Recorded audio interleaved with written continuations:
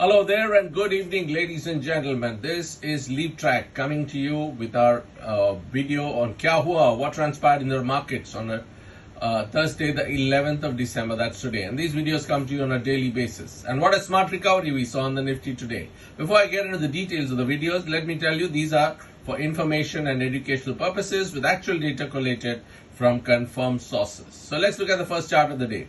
Let me explain the chart for you. This is a 1-month daily candlestick chart. It starts on Wednesday, the 12th of November on the extreme left and goes up to the highlighted candle on the right side, which is Thursday, the 11th of December. That's today.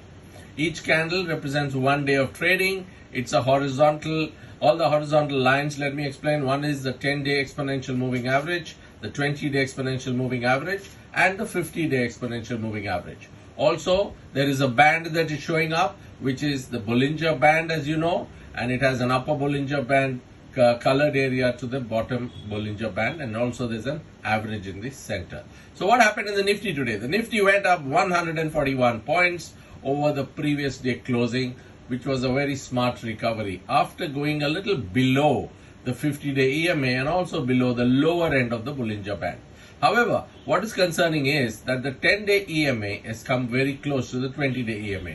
Now, as I have been pointing out in all my earlier videos, that if the 10-day EMA crosses below the 20-day EMA, that's going to be a bearish trend that's going to come, and that is something that's happening over the last few days. But today has been a smart recovery. We'll have to see how it pans out in the future. So Nifty opened slightly higher amidst global positive cues. The Fed rate cut is one of them, and also there is some good news on the US-India trade deal front. After that, all these factors helped the Nifty to firm up and close higher. If you look at the 15-minute candlestick chart, it is Nifty opened slightly higher but went down initially in the first half an hour, after which there was no looking back and there was only positivity as the Nifty went high and also closed much higher.